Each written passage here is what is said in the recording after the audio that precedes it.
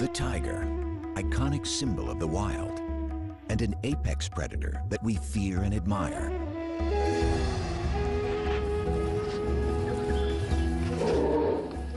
In our imaginations, they roam the jungle. But today, many tigers have never even seen the wild.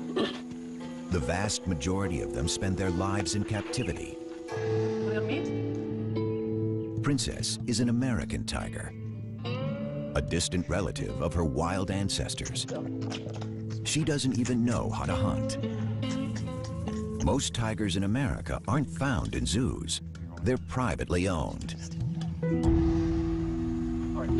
There are more than twice as many of them as the highly endangered wild tiger. This could change if new legislation is passed that would ban the private ownership and breeding of tigers. What are the issues surrounding captive tigers in America? And what does the future hold for their wild cousins? Tigers are one of the world's most popular animals. Everybody loves to see a tiger at the zoo. Even the scientists who work around them are impressed by their majesty. Ron Tilson is the senior conservation advisor at the Minnesota Zoo and a renowned expert on tigers. He spent many years tracking and studying them in the jungles of Asia.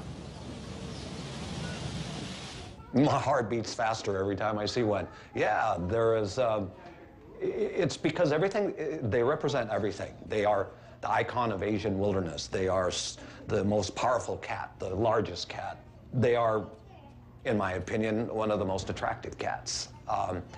But it's also the fact that essentially we have evolved as a species with the tiger, and the tiger is one of the only animals on Earth that preys and eats people. And when a tiger looks at a human being, I think the tiger sees us for exactly what we are. We are nothing more than a piece of meat.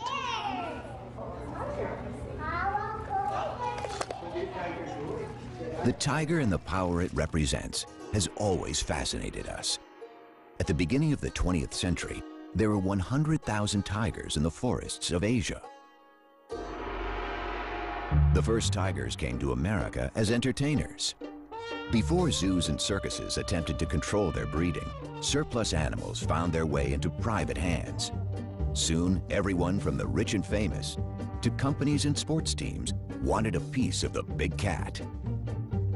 For some Americans, like the character of Tony Montana in the movie Scarface, owning a tiger became a symbol of success.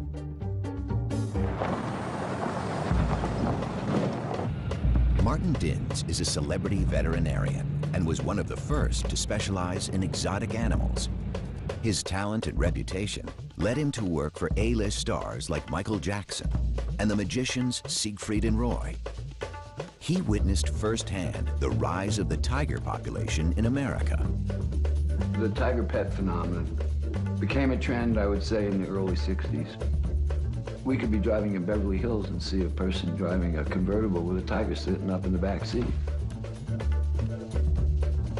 Or people owning a Jaguar, a big Jaguar, driving around in their Jaguar with it. There were no import restrictions. There were no restrictions on the sale out of a pet shop of these kind of animals. You know, a little tiger cub is nice and cute, so people thought it would be fashionable. It was unique, they could show it off, and it was trendy then. The pet tiger phenomenon may have existed briefly in other parts of the world, but it never had the dimensions it's taken on in America. In the 1970s, actress Tippi Hedren, the star of Alfred Hitchcock's The Birds, embarked on an unusual film project. She starred in the movie Roar, where actors and crew members rubbed shoulders with dozens of lions and tigers. I can't believe we did all that we were foolish enough to do it. So many of us were hurt. You know, that it was, insanity. It was truly insane here. Tippi Hedren radically changed. She converted the Roar movie set into the Shambhala Preserve, a sanctuary for abused and neglected big cats. Her strong stance against private ownership has drawn attention to the issues facing captive and wild big cats. In the wild, tigers are threatened by habitat destruction and human encroachment. They've been hunted and poached for their skins. Most of all, they suffered from the illegal trade of their parts for use in traditional medicine. 97% of the species have been wiped out over the last 100 years. And with only 3,200 wild tigers left, they are facing a total crisis.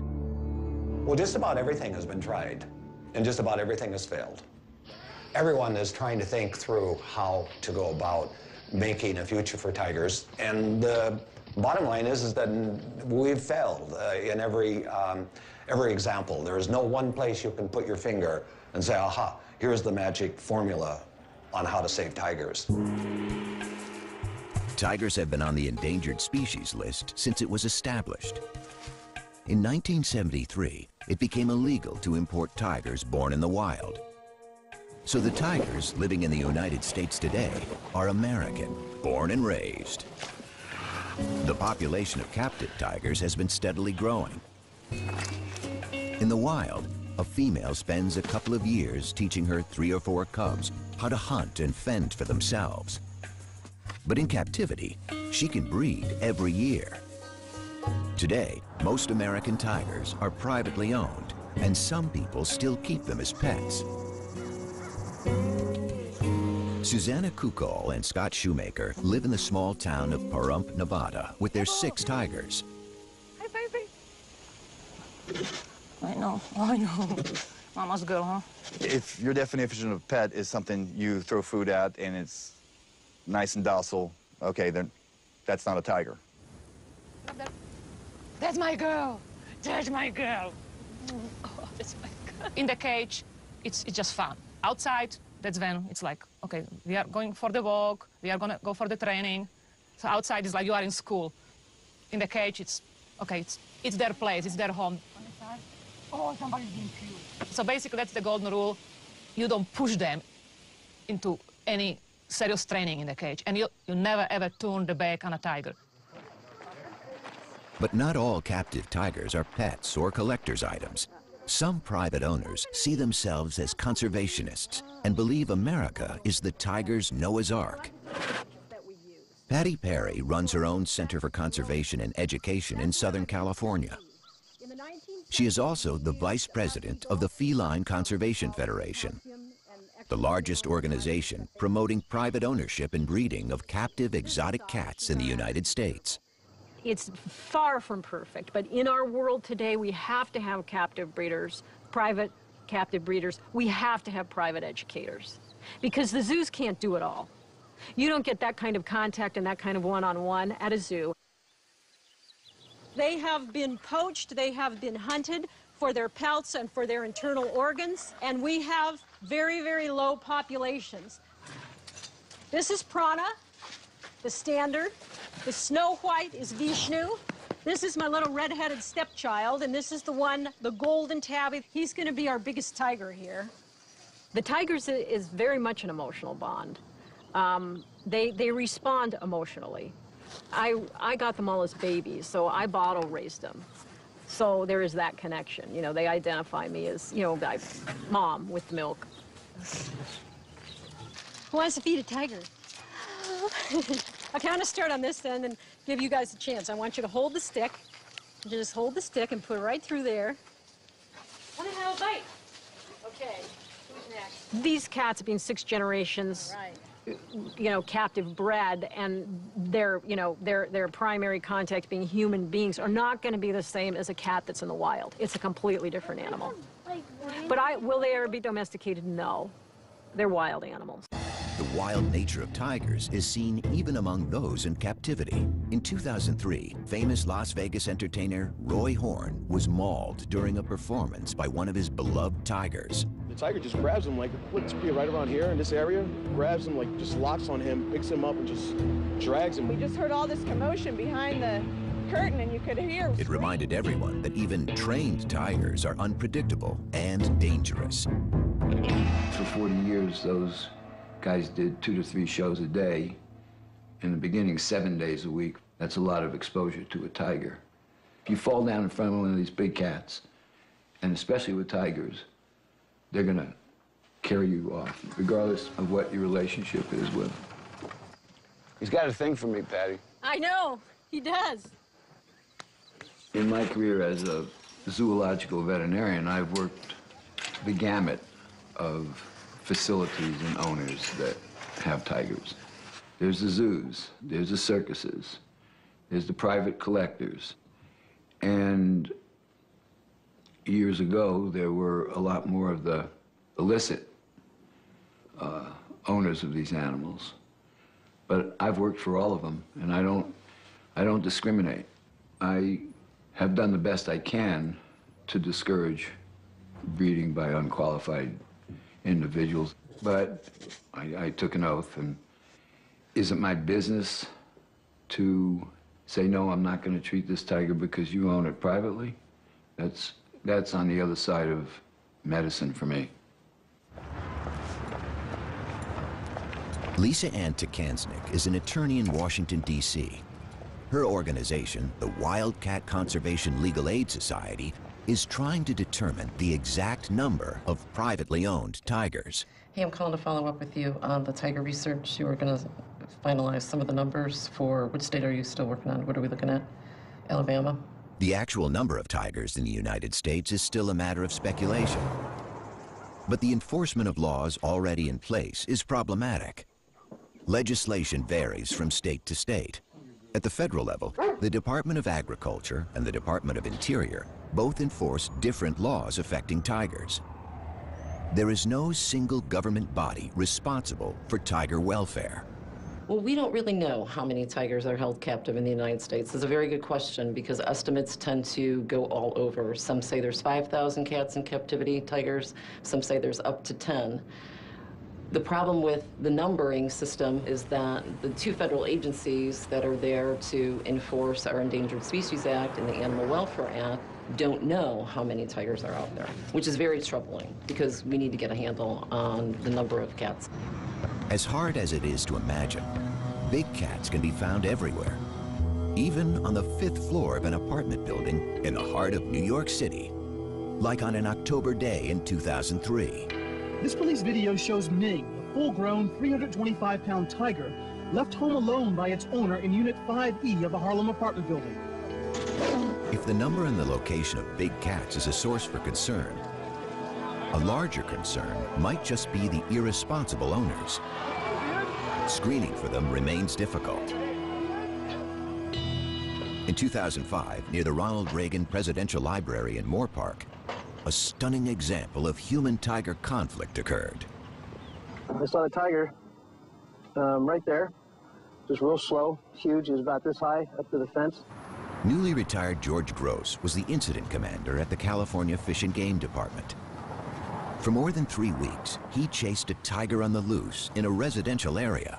He got no help from the cat's owner, and on a February morning, he had a difficult decision to make. Basically, this was like a city living in fear for a month because somewhere there was this large tiger running around in their neighborhood. We didn't see it for quite a while, but we knew it was in here. So when it climbed out, it was like it came out of nowhere. All of a sudden, everybody could see it, and it started walking around quite slowly through the grass. You know, I was within 150 yards of it. The first thing I thought was like, what a majestic animal. This thing's beautiful. But then, you know, I came back in, it's like, but I have this job to do too. So it started walking towards me, and then it started going up a trail. I sat there and said, I can't have it up here on the soccer field, baseball field, and our opportunity to take a shot really diminishes. So that's when I gave the order for people with rifles to, if they had a clean shot, to take the shot. The male tiger weighing as much as 600 pounds was taken from the hills near the Ronald Reagan Presidential Library by wildlife officials who say they had no choice but to kill it. I've always felt that I unfortunately made the right decision, and, you know, to be honest, is the first thing I did was pat him and say I was sorry, because I knew I didn't want to kill him. George Gross was not the last law enforcement agent faced with such a decision. There was an even more dramatic incident on October 18, 2011, when there was a massive release of wild animals in Zanesville, Ohio. The owner of a private zoo threw open the gates of his facility before committing suicide. This time, it wasn't one tiger, but 18 on the loose.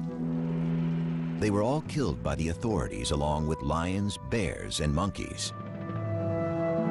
It probably will come to another tragedy before certain laws are either enforced like they should be, or new laws are going to have to be implemented. To have multiple situations happen because we're not moving on these issues is very tragic, and it's very sad, not only for the individuals, but the cats that are involved, because most of the time those cats are shot on site. I'd rather see us be in a proactive mode versus a reactive mode. Is it time to ban the private ownership of tigers and other exotic animals? 26 states banned the private ownership of tigers, but in many states, it's still legal to own and breed them if you have a permit. Stories of tiger cubs sold at swap meets or on the internet are galvanizing the movement to ban private ownership of big cats. And in Washington, a political and legal battle is underway. People can't believe that these animals are still being born to be sold as pets. And you can get them for any amount of money if you're foolish enough to pay. And when you see those little cubs, they're cute. But by the time they're 7 months old, they are tearing up your house and taking a pretty good chunk out of you, because they don't have a 400-pound mom to say, knock it off, nor do they have any siblings with whom to play. So you become the sibling, and they're tough. You're dealing with an apex predator. They are top of the food chain, one of 4 of the most dangerous animals in the world. And yet our government says that's okay, and they will even give a permit to have these apex killers in somebody's backyard. It's very wrong. Tippi Hedren decided that something needed to be done and contacted her congressman. She successfully proposed a new law to prevent taking big cats across state lines, but this was just the beginning. So I took a bill to Washington in 2003. It was simply to stop these animals moving from one state to another. And it took 2 years. It was called titled the Captive Wildlife Safety Act. It was sort of a precursor to the bill that I am ultimately, my goal is to have a bill that will stop the breeding of all of these animals to be sold as a pet or for financial gain. Tippi Hedren isn't alone in her quest to end the private ownership and breeding of tigers. Conservation organizations fear that the captive population of American tigers could contribute to the lucrative global trade in tiger parts for traditional medicines. For now, tiger farms in China and poaching are the main source of parts. To have a state law, and we have 50 states, banning breeding of tigers in captivity would be too problematic. And it's easier to make it a federal regulation. Then we don't have 50 different laws that could have as many different exemptions, so it's easier to do it at the federal level. The private ban is really focused on going after the individuals or these backyard breeders that are sort of out of the radar. Many private owners who have all their permits believe they have every right to keep tigers. Well, the possibility of a federal ban would be a nightmare. There are more and more and more restrictions all the time. All the time. More and more regulations and more restrictions. You have to, again, you have to be organized. You have to have lobbyists. You have to present your side of it to the right people. It's a political thing. It's a money thing. The organizations pushing for the ban are also concerned about tiger welfare. Even federal agencies have set very low standards of care. A 3x3 meter cage is the minimum requirement. Tammy Tees manages the Wildcat Sanctuary in Minnesota. She has heard countless stories of abused animals and careless owners. Most of the animals, including the tigers at the sanctuary, come from people who think a tiger would make a good pet. We hear all the stories. It got aggressive. It turned on me. I can't find vet care. I lost my homeowner's insurance. You know, I didn't know it'd get this big. I didn't know it'd eat this much. And we tell people a wild animal is not a pet, and it never should be kept as one. Titan behind me, that tiger was illegally owned and should have been seized under the state law. Had he been seized prior to that, his owner would still be alive today. Stopping people from acquiring and breeding tigers motivates animal rights defenders and conservationists, but private breeders defend their practice by saying that if tigers were to go extinct in the wild, it would be better to have captive tigers than none at all. This view is highly controversial. My question is, if you ban these animals, we can no longer keep and breed them, so they will be extinct in captivity. Now they go extinct in the wild. What have you accomplished? You killed the species.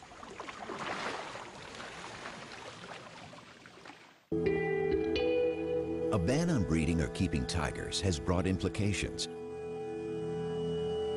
While the United States looks to control unregulated breeding of tigers by private owners, across the world, extraordinary efforts are being made to save tigers in the wild. For Ron Tilson, zoo tigers represent a backup for the wild population. He has been the coordinator of the Tiger Species Survival Plan, designed to maintain healthy and genetically diverse tigers. In the zoo world, we try and have what we call a hands-off management. That means let's not touch tigers, let's not play with tigers, let's consider them really quite dangerous. For the longest time, I refused to even call a tiger by a name. I'm not particularly fond of house names. To me, they're numbers. They're a stud book number, and I see a tiger more as a collection of genes. And what I'm concerned about is the future, way down the line, that these animals still maintain their tigerness. Scientists have divided tigers into 9 subspecies. 3 of them have already gone extinct: the Bali tiger in the 1940s, the Caspian tiger in the 1970s, and the Javan tiger in the 1980s. Surviving are the Siberian or Amur tiger, the Bengal, the Indo-Chinese, the Malayan, and the Sumatran tigers. They are all endangered. And the last South China tigers can only be found in captivity. We know every tiger in the North American zoos, and we know its lineage. We know every parent, grandparent, great-grandparent, great-great-grandparent, all the way back to its wild-caught mother and father.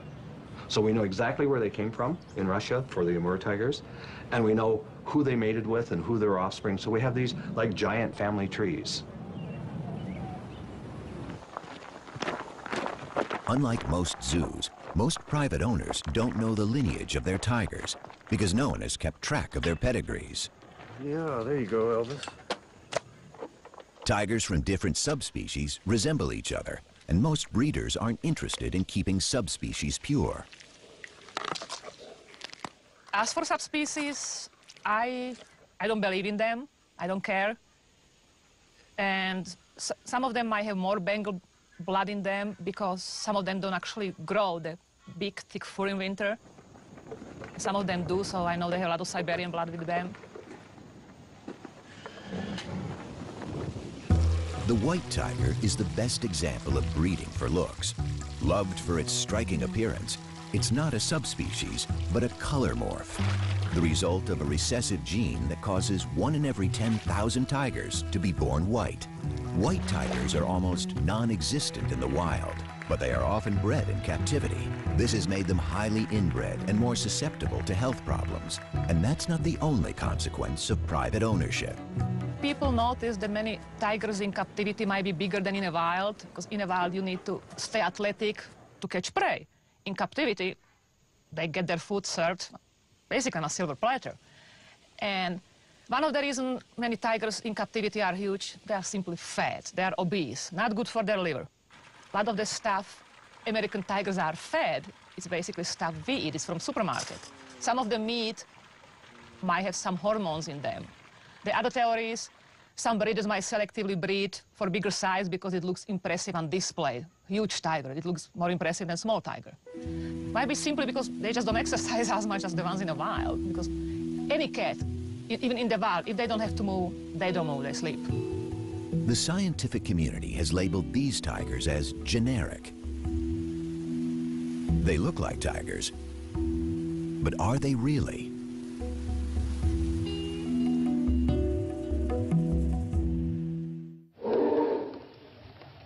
Tigers in the wild are generally solitary and secretive, coming together during the mating season, and perhaps to share a kill. In captivity, they become very sociable with both humans and other tigers. They haven't been taught how to hunt and could starve if left on their own. Has the very essence of tigerness been bred out of them?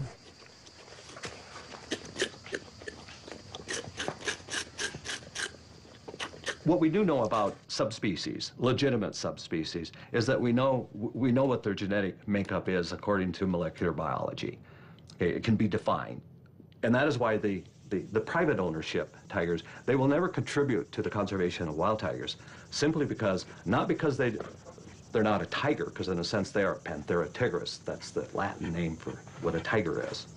But they've lost their tigerness. They've lost their tigerness, and what we mean by that is they have been inbred and crossbred to the point where no one knows what their lineages are, and everyone knows the more inbreed you have, the greater risks or susceptibility to diseases. You become less fit, and when you become less fit, your ability to survive in the wild becomes negligible.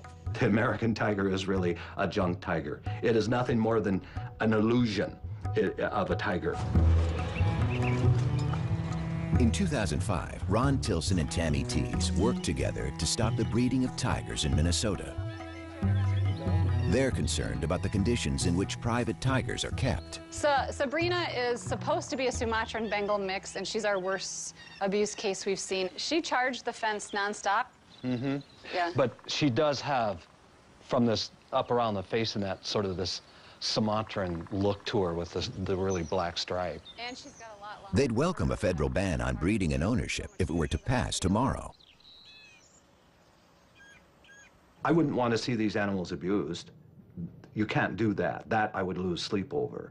But I would certainly like to see them all neutered, and I would like to see them well taken care of until they die. Would that bother me? No, that would put me to sleep really well. We'll just simply lose a large number of worthless tigers that consume resources that should be spent on wild tigers, and that actually corrupt the message that we're doing something wonderful for tigers, when in fact we're not doing anything for tigers. Why are we spending all of this time and energy and money in trying to protect the right to own this, or even allowing it to happen, and putting people at risk? And I keep coming back to these same issues. I don't get it. I don't get why it isn't stopped. Conservationists have been reluctant to study or give any attention to American tigers. However, with the crisis in the wild, some of the scientific community are taking a closer look at these generic tigers. Stephen O'Brien is former chief of the Laboratory of Genomic Diversity at the National Cancer Institute. He's an authority on big cat genetics and evolutionary biology. But his work has sparked controversy in the conservation world. Is there a value in the admixture tigers? That is, tigers that have an ancestry that includes interbreeding between different subspecies. Of course there's a value in it. It's still a tiger. Most of the tigers in captivity are considered by friends and colleagues to be junk because they're hybrids between different subspecies. And many of them are, but I wasn't sure how many. Stephen O'Brien's team has recently designed a method to determine the genetic makeup of big cats.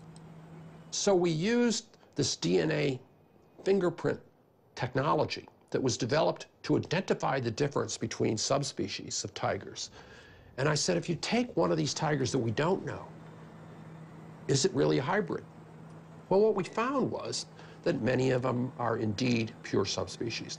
They were either Bengal, or they were Amur, or they were Sumatran, or one of the living subspecies. I think the captive population should not be discounted. Good. Nice. The reassessment of these generic tigers has led to another exciting discovery. Not only are some of them purebred subspecies, they also have a rich genetic diversity, as rich as in the wild population. Since their ancestors were taken from the wild when tigers were thriving, some captive tigers have retained many characteristics, perhaps now lost in wild tigers. Tiger conservationists have been quick to point out that the sample studied by Stephen O'Brien did not include a significant number of backyard-bred tigers. Still, he believes that each tiger counts. My personal feeling about it is we're backing up a tiger population in the wild that is not doing very well. And to tell you the truth, I'd rather have the animal alive in a few hundred years than simply lose it by exterminating all the captive animals, which is, one solution.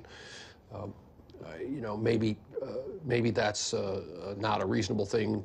I realize not everybody agrees with that, but I really think that, when evolution creates a species as magnificent as the tiger, it only does it once, and if you lose it, it's not going to come back. It seems that some captive tigers could play a role in the survival of the species. But what about privately owned American tigers? Will they be around long enough to be part of the solution? The wild tiger population was almost 10,000 in 1990.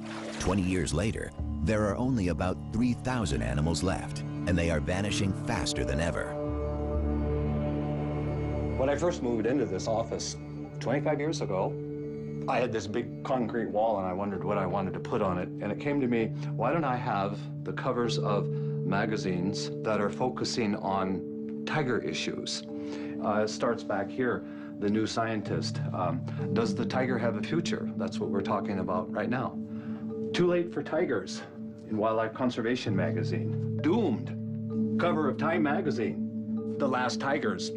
Initially, I thought they were very interesting because it gave me a focus. But what happened was that this message just became such a common message. It's a little bit like the sky is falling down, the sky is falling down, and after a while, no one hears you calling.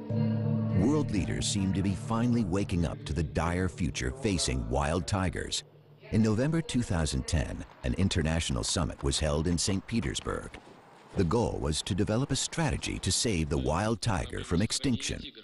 Heads of state from the 13 tiger range countries set a target to double the population by 2022 and committed over 230 million euros. But is that enough? The threats facing the Asian big cat are many and serious. In August 2011, the U.S. Fish and Wildlife Service announced that it wanted to reinstate a permitting process to control the breeding of generic tigers. This would severely reduce the number of tigers bred in captivity. But for the proponents of a total ban on private ownership, things aren't moving fast enough on Capitol Hill. Along with private owners, the entertainment industry is lobbying to slow down the legislative process. I'm very annoyed that this bill is in the status that it is. It's just up in the air right now because we can't, I am not going to buckle and say it's okay to breed these animals. It's a huge problem. Coming age? Yeah, she's a little fat. She's getting old. You gotta maybe try the But tigers have created jobs and income. They appear in movies. They are still popular in circuses. And there's even an industry that's created a special diet for them. In these days of economic turmoil, a ban that would cost American jobs isn't easy for a politician to support. To be honest, I really don't know what the federal ban will do because like so many of the federal regulations and the state laws, there's going to be exemptions carved out of a federal ban on breeding tigers and other big cats. So the circus industry could be exempt, entertainment could be exempt. It'll be a very long process because there's a lot of money involved. From the professionals' standpoint, it's a sensitive issue because they're being regulated out of the business. And, well, from the owner's standpoint, it's a sensitive issue because they're attached to the animal. And they're emotional about it. Only recently, American tigers have come under scientific and legal scrutiny, and their fate raises many questions. But if the wild population is to double, animals bred in captivity will be required for the complex process of reintroduction. Even though conservationists have every reason to be pessimistic about the future of the tiger, there is still some hope.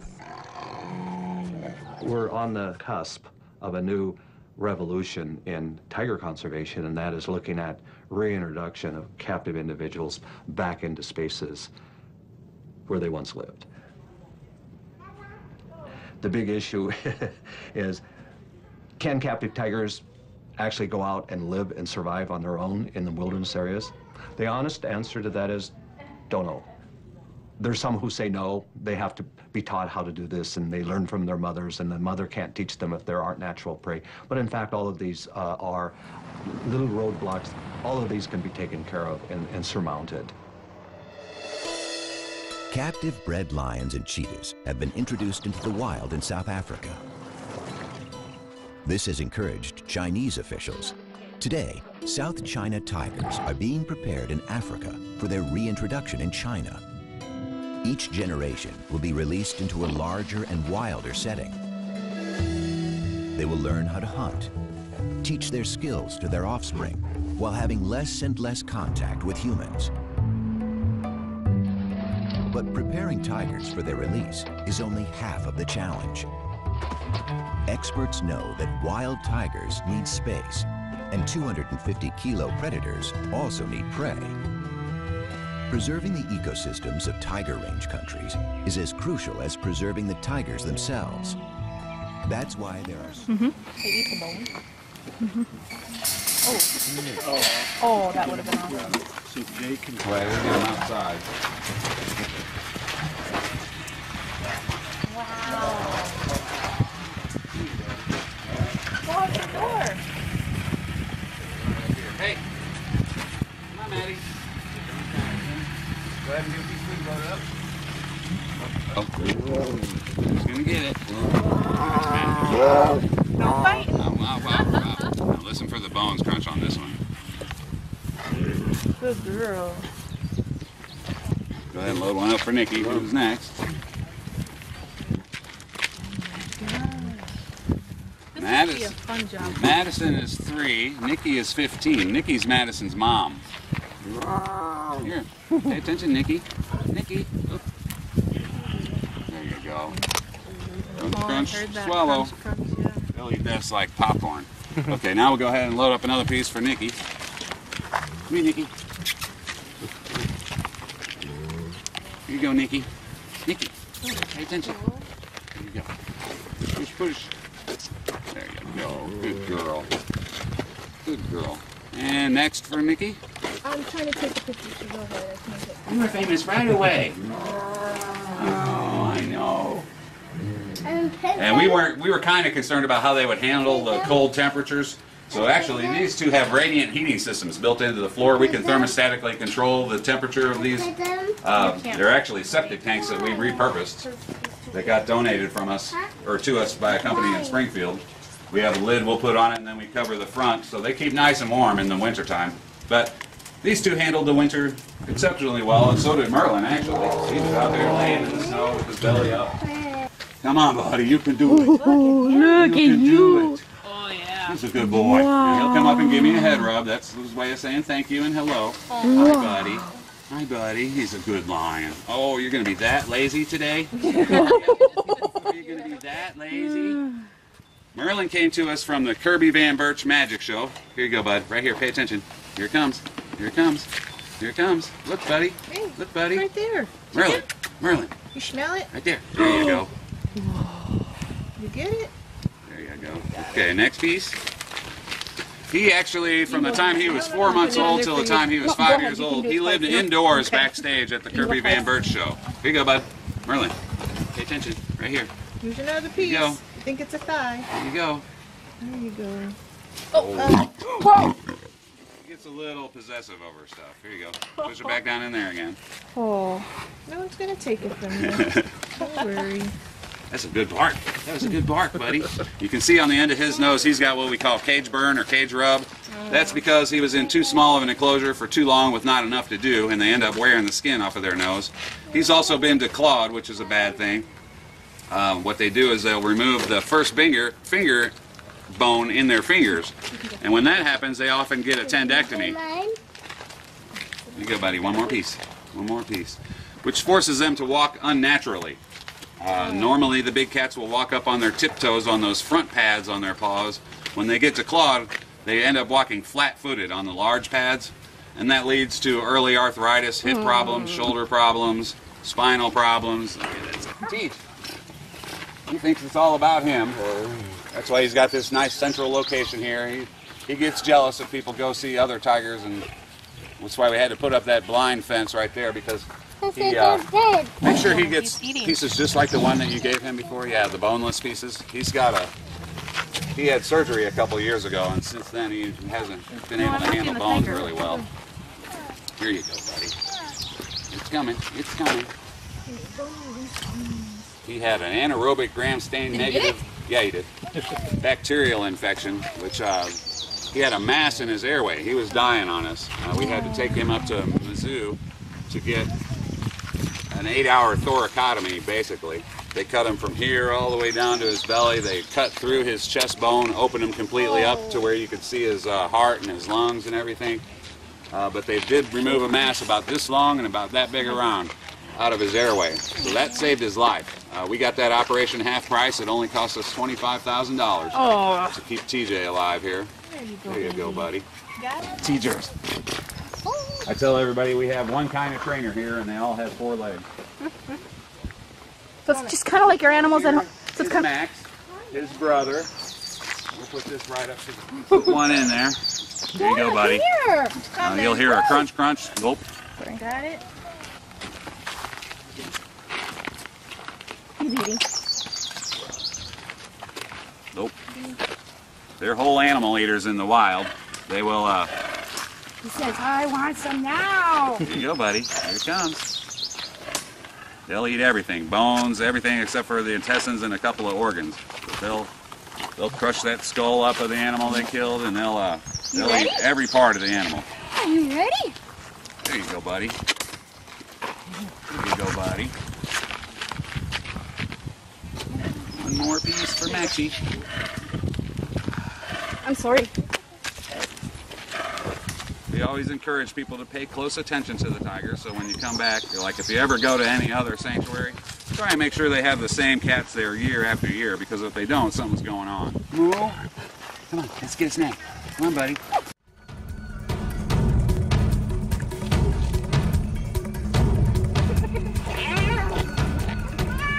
But within their ranks, a drama plays out. 2 hyena cubs, born in rival territories, struggle to survive as their clans wage war.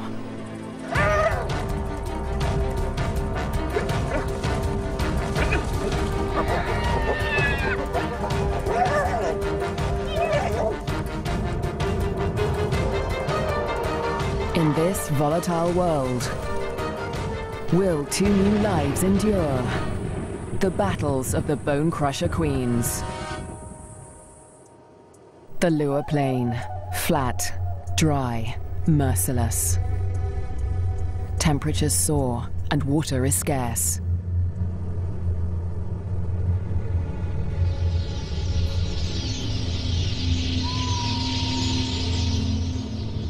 When the rains come, a wildebeest migration will flood into Lua Plain.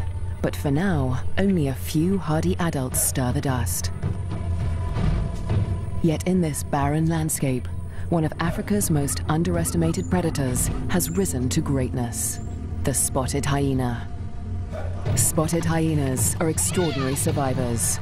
Their powerful jaws crush through bone, and their cast-iron stomachs digest even rotting meat. Yet in many regions, these bone crushers hunt far more often than they scavenge. Female spotted hyenas are remarkable amongst mammals.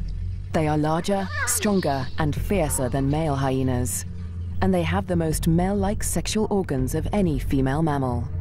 This bizarrely elongated organ was once thought to be a product of high testosterone levels in the womb, but today it continues to mystify scientists. The female hyenas govern the clans, led by all-powerful matriarchs. Neighboring clans are sworn enemies, and territorial trespassers are often viciously attacked. This story begins in Zambia, in the Lua Plain National Park,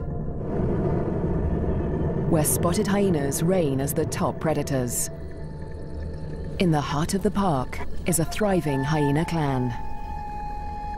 The clan's leader, the matriarch, lures her youngest cub from a burrow.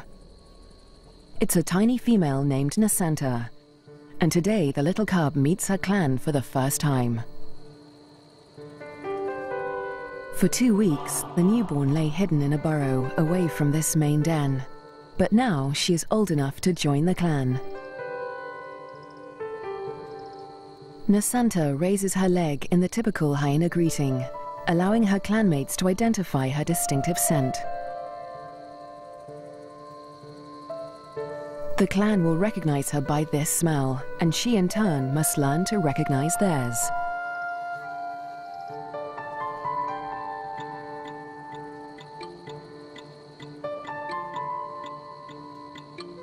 It's an important learning curve, since each hyena has its own rank, and Nasanta needs to know who's who as she finds her place in the clan.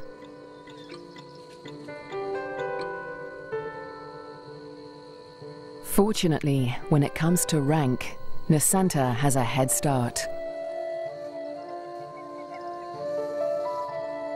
She and her twin sister get more than just milk from their mother.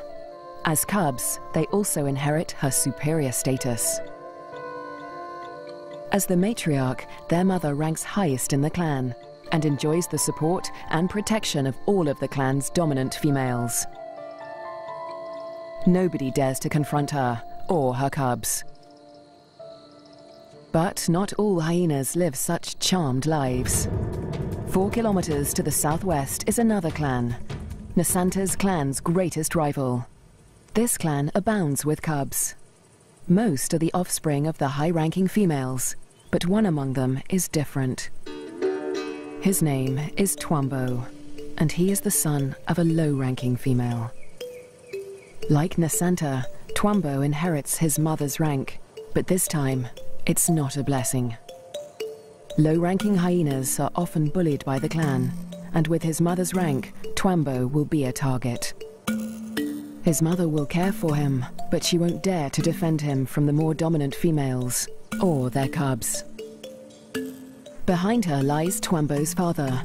He's the alpha male, the top-ranking male in the clan. But all spotted hyena males are subordinate to the females. He ranks even lower than Twambo's mother. Twambo will get little support from his low-ranking parents. He'll have to face his clanmates alone. But for now, it's all good fun. At only a few weeks old, the cubs are more concerned with play than rank.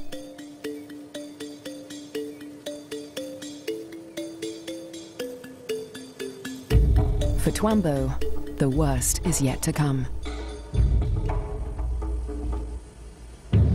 Twambo and Nasanta's home on the Liuwa Plain has a catastrophic history.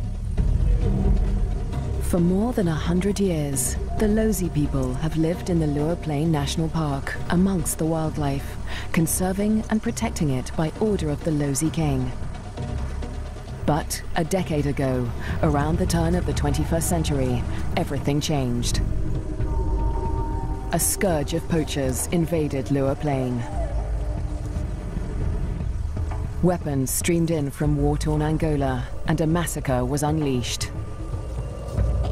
Lions were targeted for their valuable skins, the herds for their meat.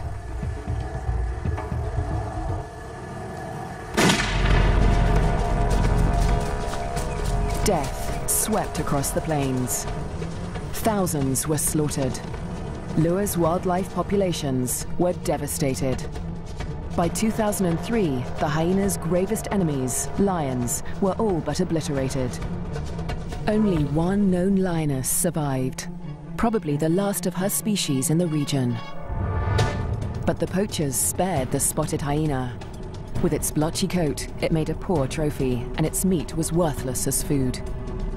With the threat of lions eliminated, the spotted hyena came to dominate the Liuwa Plain. But life in Liuwa today still has its challenges.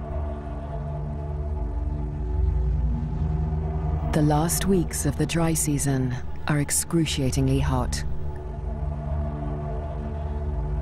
The landscape distorts behind a haze of heat. But today, Twambo's mother senses a change.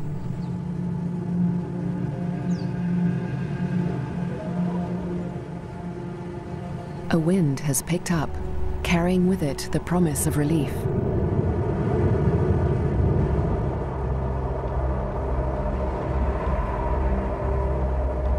A storm approaches.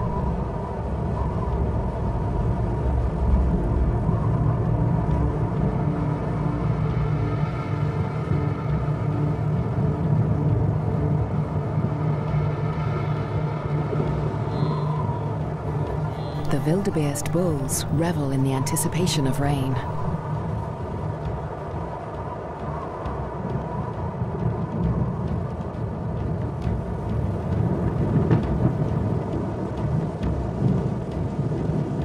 But this storm harbors a deadly threat. Fire. Flames tear through the dry grassland at terrifying speed, heading straight for Twombo and Nasanta's dens. The cubs are too small to outrun the blaze. If the fire reaches the den, they could suffocate in the heat and smoke.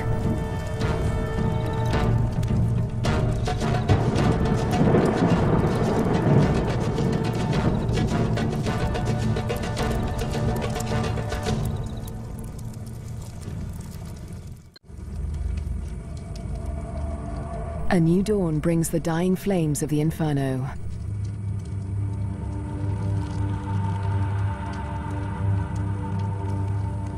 The blaze scorched the land around Nasanta's den before the wind turned it away. The cubs are safe, but they look out on a desolate landscape.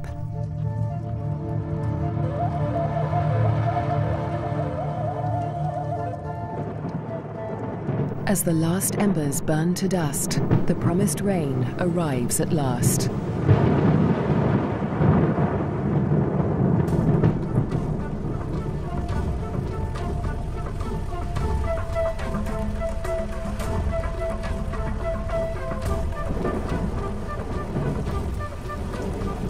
The cool downpour provides long-awaited relief from the heat and brings about a spectacular phenomenon on the plain.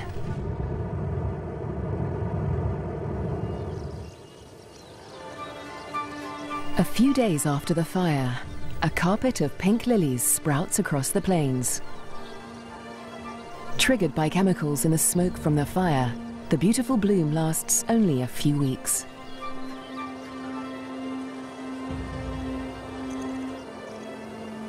In the meantime, Nasanta's mother, the matriarch, needs to find food.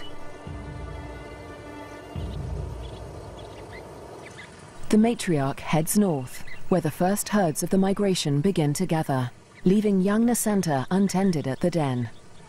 Spotted hyena milk is so rich that Nasanta can survive without suckling for days at a time, so the matriarch can afford to venture far from the den in search of food.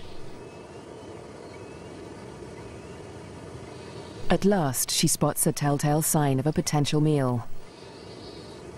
Vultures.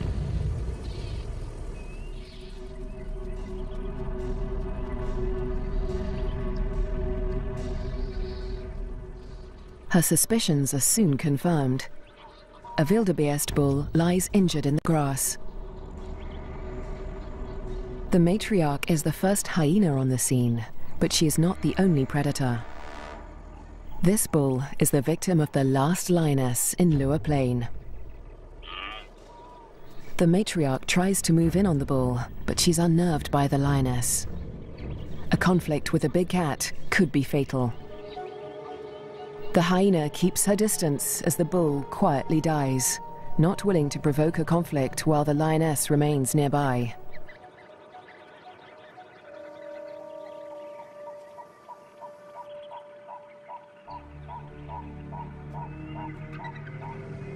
The circling silhouettes of the vultures can be seen from far and wide, guiding the matriarch's clanmates to the kill. In the darkness, the hyenas feast at last.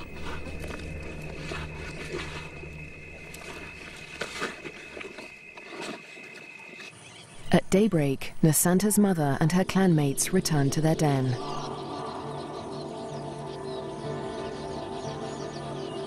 The matriarch rouses the cubs. Nasanta is larger now, and lighter fur marks her face and neck.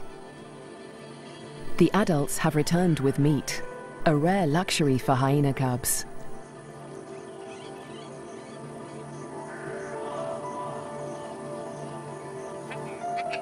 It's the highest-ranking cubs that commandeer the scrap.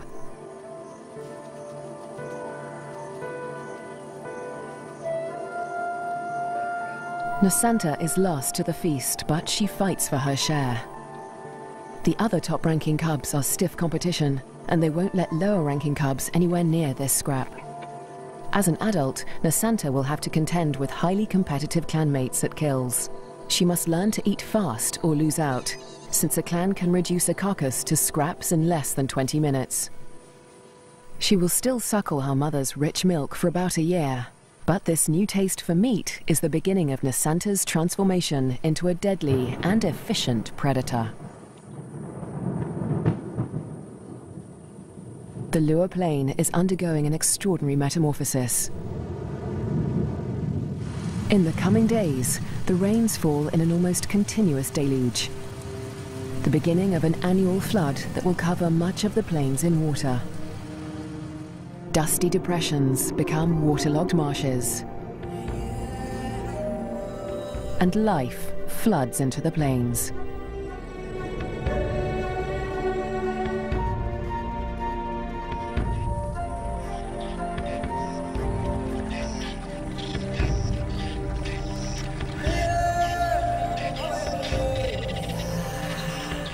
At last, the migration arrives. Just in time for the bountiful wet season, over 35,000 wildebeest descend on the plains, the culmination of the second largest wildebeest migration on Earth. Most of the cows are pregnant, and in the next few weeks, all of them will give birth.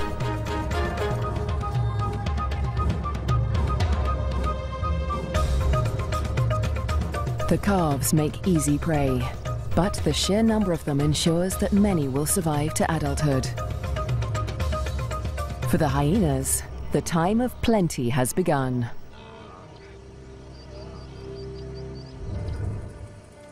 Meanwhile, at the den to the north, Nosanta is finding her place in the clan. She marks the grass around the den with a distinctive scented paste from glands beneath her tail. The adults use this pasting to mark their territory. For Nosanta, it's part of the process of establishing her rank.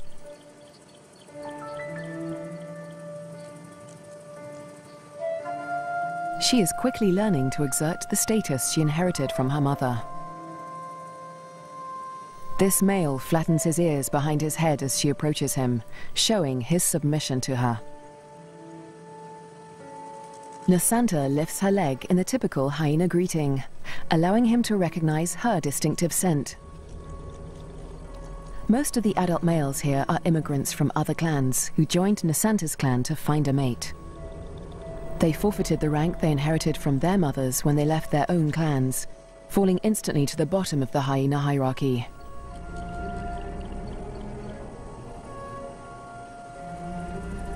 Despite Nosanta's age and tiny size, this male and all the other adult immigrant males in her clan are subordinate to her.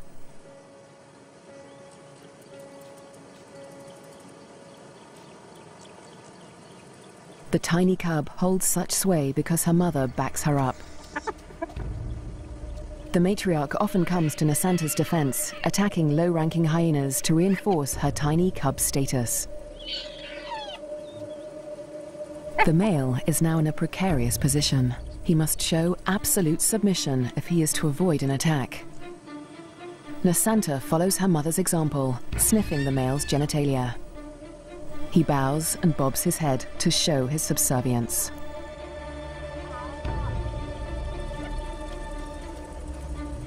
But the clan females are not convinced. They join the interrogation. Fearlessly, Nosanta stays in the thick of the fray.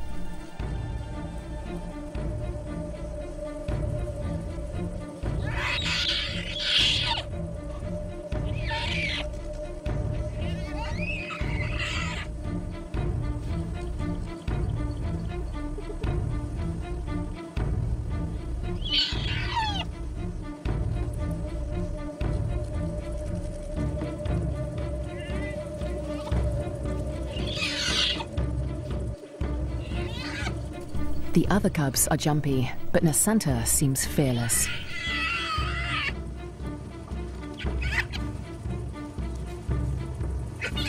With the protection of the matriarch and the clan females, no hyena would dare to hurt Nasanta. 4 kilometers to the southwest, Twambo is not faring quite as well. He's also growing up fast, with the first spots showing through his black coat. But unlike most of the other cubs, Twambo is a loner. As the cubs get older, they become more aware of each other's ranks. The higher-ranking cubs have built bonds with each other, forming relationships they will carry into adulthood. But Twambo has few allies in the clan. When the other cubs do take an interest in him, it's usually to beat him up.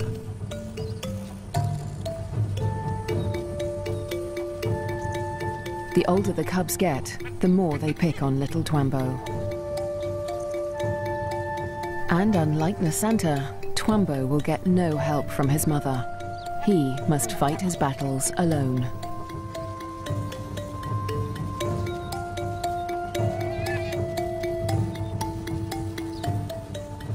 In the meantime, Twambo's mother has other things in mind. It's time to leave the cubs to hunt. There are many mouths to feed.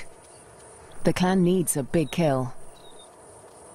Tonight, the hyenas will hunt as a pack.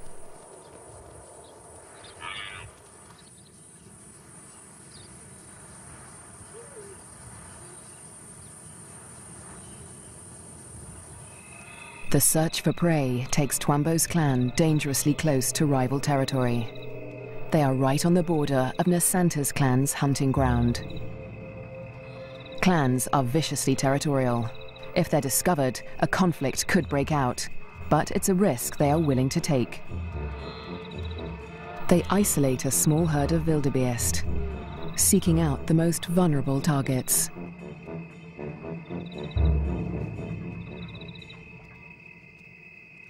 The clan charges the herd.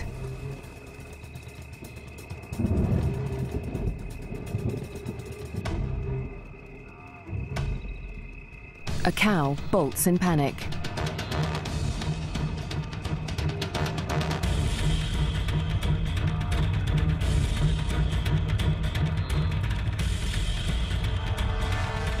A calf is separated from the herd.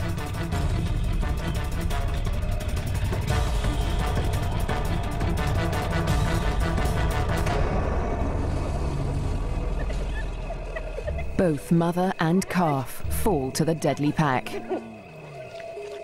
But despite their success, the clan's proximity to rival territory makes them nervous. A violent clash with Nasanta's clan could end in serious injuries. This show was created for you and your family to watch together. Welcome to Nat Geo Wild. They eat feverishly, dismembering the carcasses in minutes. The powerful jaws crush down with almost half a ton of force, tearing through bone and flesh with ease. Despite the feeding frenzy, the hyenas are anxious to avoid being discovered by their rivals. They try to drag the kills back into their own territory before they are spotted.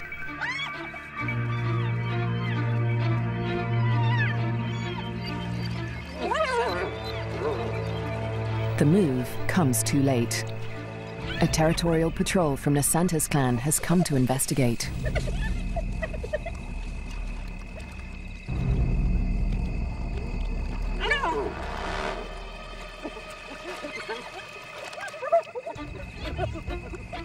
The scouts approach with caution as the intruding clan braces for a fight.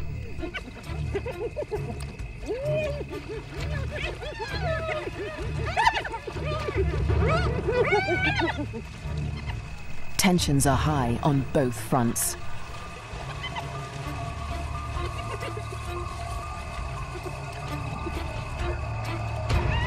A few scouts try to approach the kill, but the intruders chase them off. The scouts are grossly outnumbered. They won't win this fight alone, so they retreat.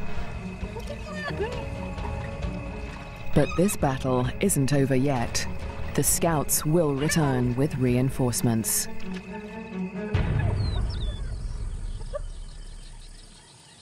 As dawn breaks, Twambo's clan continues its feast.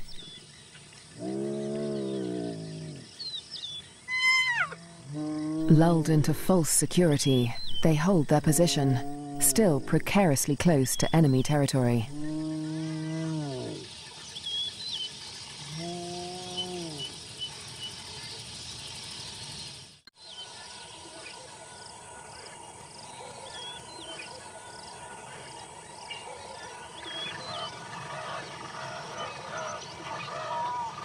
By mid-morning, the dregs of the kill are left to the lowest-ranking hyenas of Twambo's clan, who saw little of the lavish feast during the night. But they have overstayed their welcome. The scouts from Nasanta's clan have returned with reinforcements.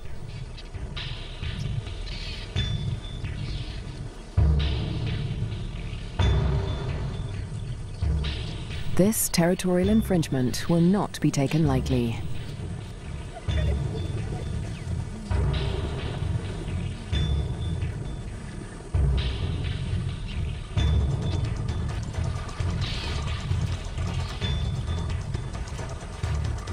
The intruders recognize the danger too late.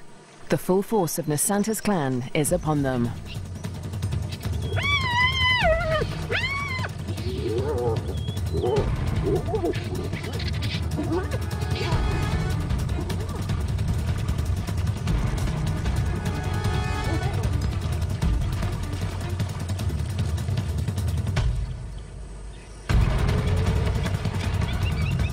Twambo's father, the intruding clan's alpha male, is in trouble. A large female from Nasanta's clan is close on his tail.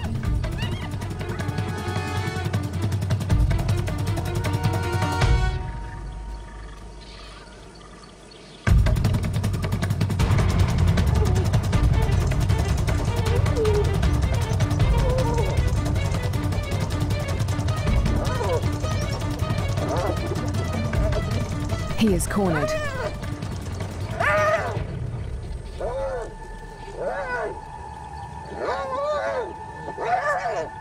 The fierce females show him no mercy. They target his spine and ears.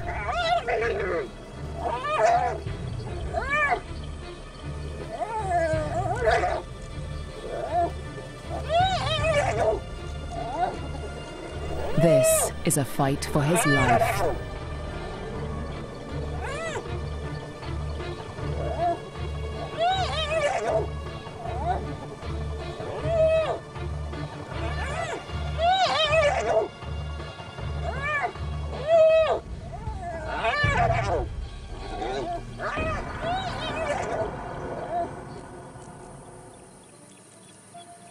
As dusk falls, the battered members of Twambo's clan return to the den. Many are wounded, but only one is missing: Twambo's father.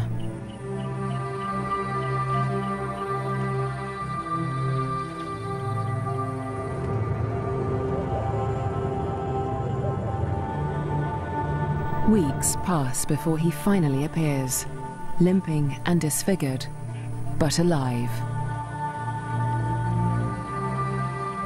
His wounds have healed, but they will mark him for life. His ear has been ripped from his head. But the alpha male's injuries are not the worst of the fight. At Nasanta's den to the north, a male hyena's wounds reflect the true horror of the conflict.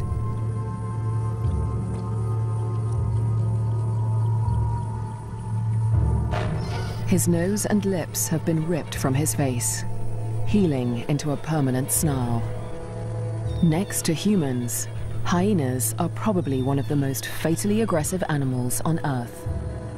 One day, Twambo will have to breach this deadly territorial rivalry when he leaves to find a mate in a new clan.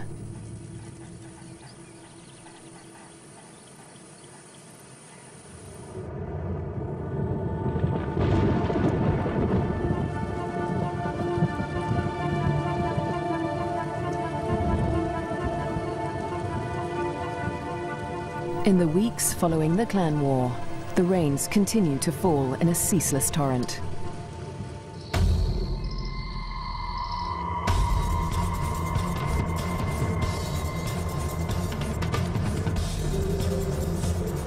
Rising waters swallow vast tracts of land.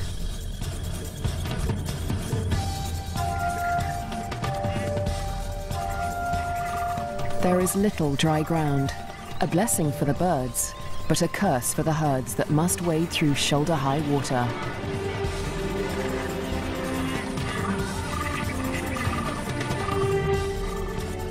The flooding encroaches fast on Twambo's den. The adult hyenas seem to enjoy the quagmire, using it as a pantry in which to store scraps for future meals. But the cubs cannot swim as well as their parents. If the waters reach the den, they could drown. For now, the den is still dry, and Twambo and his clanmates are safe. Twambo is starting to look more like the adult hyenas. His once black coat is now a spotty mane of brown fur, and he has more than doubled in size. But his low rank remains a problem. Even the smallest cubs still actively pick on him.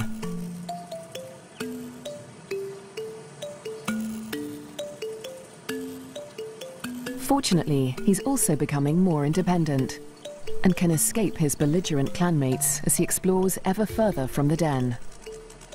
But as adulthood draws near, the toughest part of his life approaches. Soon, instinct will compel him to leave in search of a mate from another clan.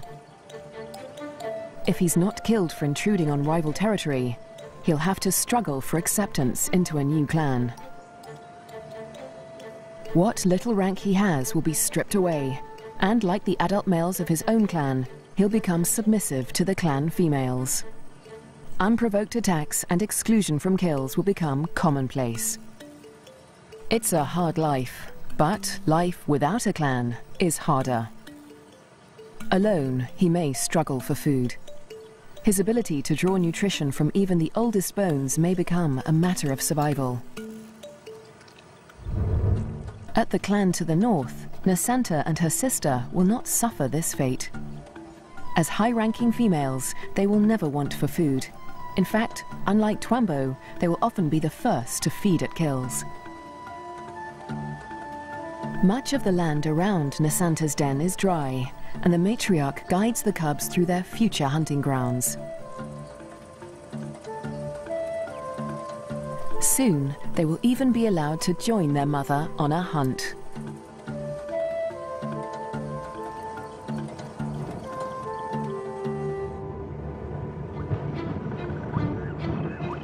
At nightfall, the rains begin anew. Catfish squirm through the flooded Lua Plain as the waters rise ever higher. If the flood reaches Twambo's den, it could change everything for his clan.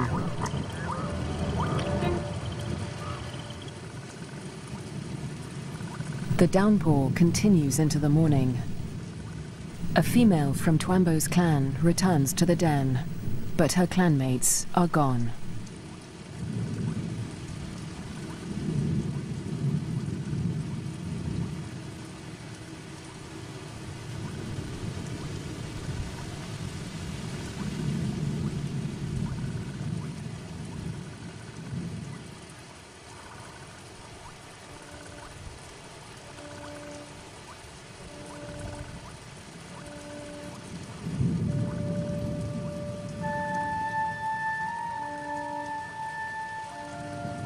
The burrows lie empty.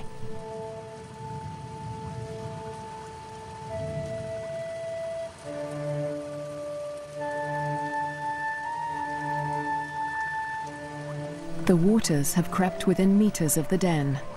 They are dangerously high. The cubs lack the size and strength to swim to safety and could easily drown in the deep waters.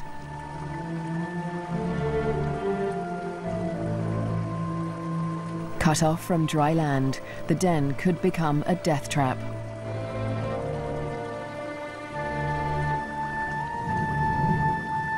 The matriarch must have let waters reach the den, but this female has been left behind. She will have to search for the clan on higher ground, or try to survive without them.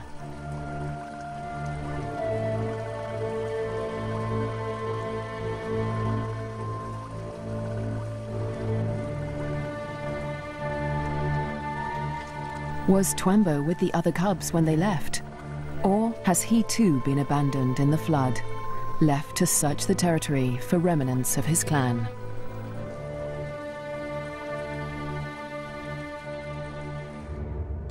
Years pass, and the fates of Twembo and his clan remain uncertain. Dry seasons come and go, and each year the plains flood anew. Nasenta continues to flourish as she grows into a high-ranking adult. But today, something unexpected happens. A stranger appears, a hyena foreign to Nasenta's clan. It's Twembo. He survived the floods and has grown to adulthood. He's on his own now, searching for a mate and a new clan. He's been drawn here by the scent of a female in season. That female is Nasenta, and Twembo gets her attention. He's an intruder in her territory, but she doesn't attack him. She'd rather claim him as a mate. New genes in the clan are a valuable asset, and nomadic males are often favored as mates over resident males. With Nasenta's approval, Twembo's intrusion is allowed by the clan, for now. But there is one hyena that disapproves of the match. He is a high-ranking male from Nasenta's clan, and his hopes for mating with Nasenta have been dashed for now by Twembo's unexpected appearance. The pair retreat to avoid a conflict, but the scorned male follows them, intent on challenging Twembo for mating rights. A long-distance chase begins.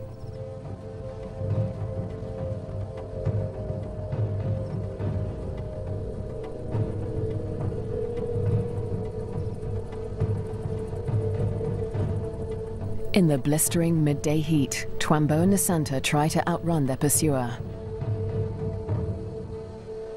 But the male hyena won't give up. After a marathon chase, Twembo and Nasenta mate at last. But in seconds, the competing male catches up. He's still desperate to mate, but he will have to get past Twembo first.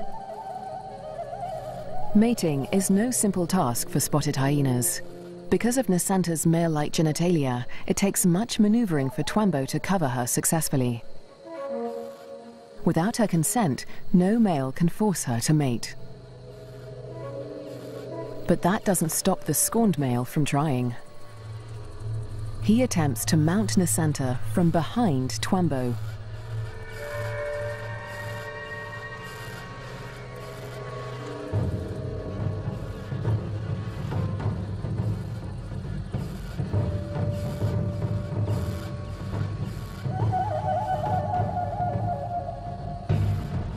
At last, the male accepts defeat, leaving Twembo and Nasenta to complete their courtship in peace. But when the mating ends, so too does the clan's tolerance for Twembo. He must still gain acceptance into Nasenta's clan.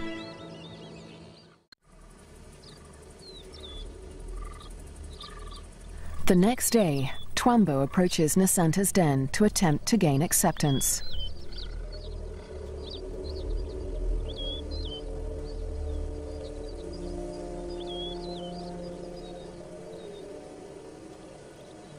The dominant females immediately investigate the stranger. Twembo flattens his ears and bows his head to show his submission. But it's not enough for them.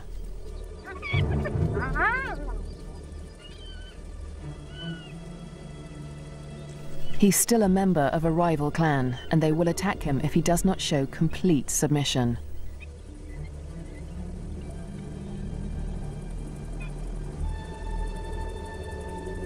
In order to gain acceptance into the clan, Twambo must also win the favor of the matriarch, Nasanta's mother. She is nursing a new litter of cubs, and she'll protect them at all costs, especially from strangers like Twambo.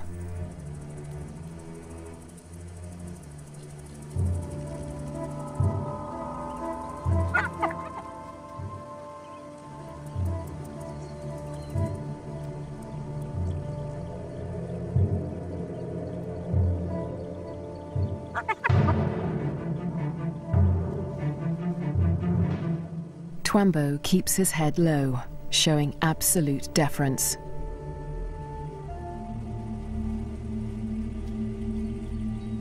The tactic works. The matriarch relents.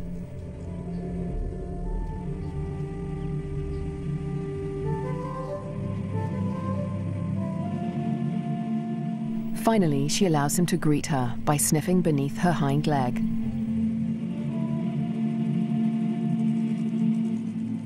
He does the same to her cubs, who will rank above him in this clan.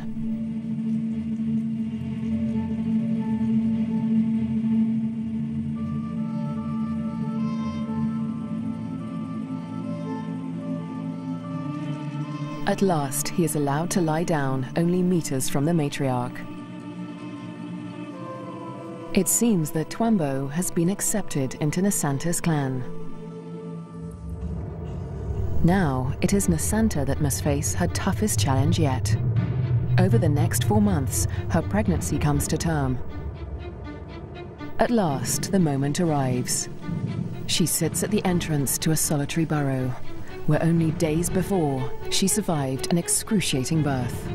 Because of her unusual male-like genitalia, a female spotted hyena's first...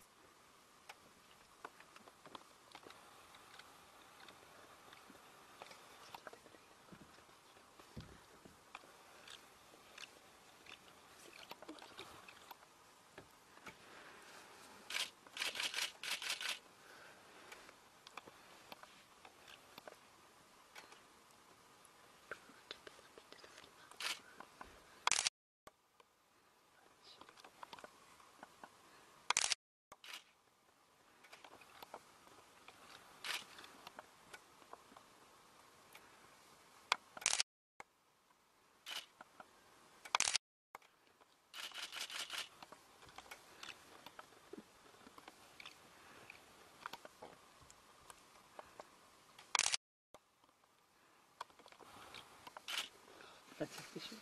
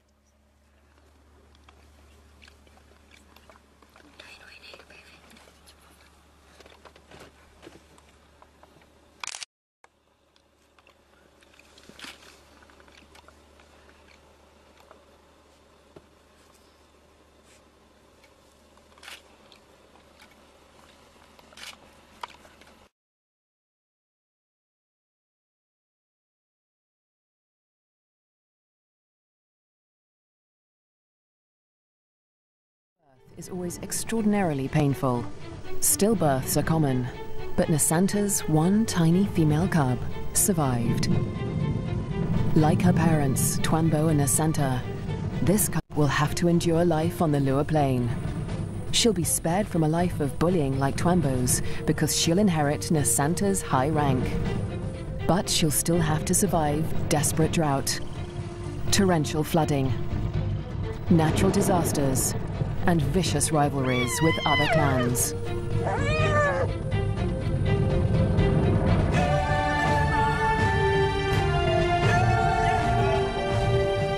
She'll have to learn what it takes to become a bone crusher queen.